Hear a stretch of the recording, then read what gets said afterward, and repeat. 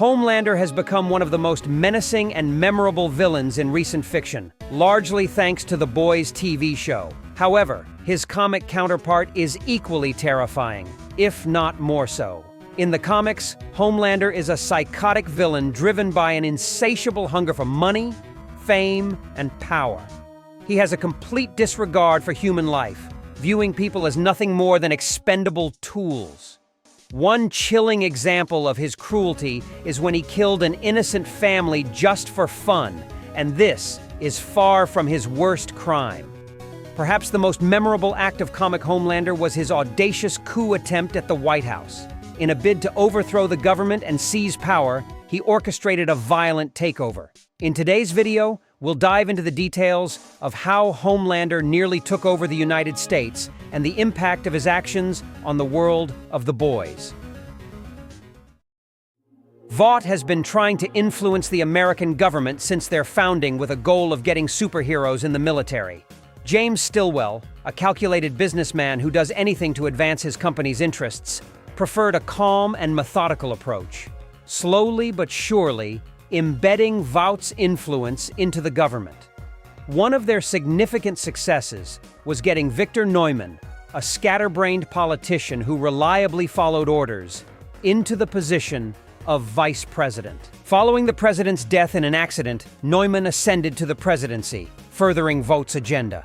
However, a conflict emerged between Stillwell and Homelander, the most powerful superhero on Earth. Homelander was being driven mad by photographs showing him committing some of the most heinous acts imaginable, acts he had no memory of. The psychological torment, coupled with his growing resentment towards Stillwell's manipulative control, took a severe toll on his ego. Eventually, Homelander began planning a complete takeover of Vought and, potentially, the entire country. He started recruiting other supes, and soon, almost every superhero was involved in his schemes. Homelander's first step in his coup was to recruit a team of D-list superheroes and send them after the boys. He knew these supes stood no chance against the boys, who, in the comics, possess powers, but his plan was to misdirect Butcher and his team. After the boys easily defeated the mediocre supes, they mistakenly believed these heroes were sent by Vought. In retaliation, Butcher dispatched Kimiko and Frenchie to attack Vought directly. James Stillwell, protected by a different team of superheroes, faced the combined efforts of Kimiko and Frenchie. Though they were successful, the battle cost Frenchie his arm. After the brutal onslaught, Stillwell ordered a ceasefire, realizing the boys were being misdirected. He offered a truce, explaining that someone was pitting Vought and the boys against each other to distract both parties. He also offered Frenchie and Kimiko medical assistance. Suspecting Stillwell might be right, Frenchie agreed to the proposition. True to his word, Stillwell provided medical assistance to Frenchie. Meanwhile, Homelander's plan began to come to fruition. A massive army of supes marched towards the White House to support Homelander. Before departing, he visited Queen Maeve, who was meeting with Starlight at the time. Sensing the danger, Maeve used all her strength to throw Starlight far away from the base. She then attempted to attack Homelander, but her sword shattered upon impact. Homelander easily killed Maeve, but fortunately, Starlight managed to escape. Upon hearing about the supes' attack on Washington, Butcher set out towards the White House to deal with Homelander personally, but before doing so, he released all concealed information about Homelander and the rest of the Seven to the public, which forever destroyed their reputation.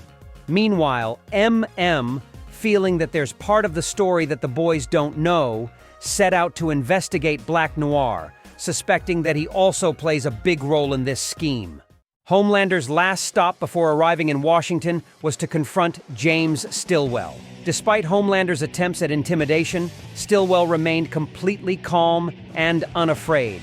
During their conversation, Stillwell remarked that Homelander's actions were solely to impress him, which struck a massive blow to Homelander's ego. Enraged, Homelander left the building, ordering Stillwell to watch the unfolding events carefully, and then headed to Washington. Butcher and Huey also arrived at the White House, which was surrounded by an army of supes and heavily monitored by the military. Ignoring Huey's concerns, Butcher grabbed his crowbar and headed towards the White House. There he saw Homelander holding the decapitated head of President Neumann. Butcher remarked sarcastically about Homelander's actions, only to infuriate the villain further, as Homelander insisted he didn't seek to impress anyone and viewed other people merely as tools. During their confrontation, Butcher brought up his wife Becca, whom he believed was one of Homelander's victims. Homelander claimed to have no recollection of her or the incriminating photos Butcher had recently leaked to the public. However, he didn't deny the possibility of committing those acts and insulted Butcher's wife, pushing Billy over the edge. Butcher attempted to attack Homelander with his crowbar, but before the battle could commence, Black Noir unexpectedly entered the scene. Through his investigation, MM had discovered the shocking truth about Black Noir. He was a more powerful replica of Homelander, created as a contingency plan by Vought in case Homelander ever went rogue. Black Noir's sole purpose was to kill Homelander if necessary. But since Homelander hadn't defied Vought until now, Black Noir had slowly turned psychotic. He had orchestrated Homelander's descent into villainy by framing him for various crimes, including the assault on Butcher's wife. It turned out that all these years, Butcher had been going after the wrong enemy. Black Noir was the true culprit behind his wife's death. Enraged by the revelation that Black Noir was the true culprit behind all the heinous crimes, Homelander immediately attacked him, igniting a massive battle inside the White House. Meanwhile, the military deployed special aircraft divisions capable of taking down supes, leading to a full-scale war in Washington. This brutal onslaught resulted in the deaths of almost every superhero present. The comic didn't depict the actual battle between Homelander and Black Noir, but it was clear that it was ferocious.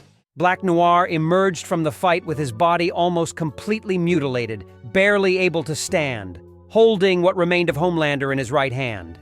As he staggered towards the military, they unleashed a barrage of machine gun fire, reducing him to a near-death state. With the dust settling, Butcher set out to confront the nearly dead Black Noir. He grabbed his crowbar and shattered Black Noir's head, exposing his brain. Butcher then took a piece of Black Noir's brain and crushed it in front of him, finally ending the villain's life. However, this quest for revenge brought Butcher no closure. Immediately after killing his archenemy, Butcher broke down in tears. He looked up at the sky and apologized to his dead wife, Becca, acknowledging that she would have hated what he'd become more than anyone else.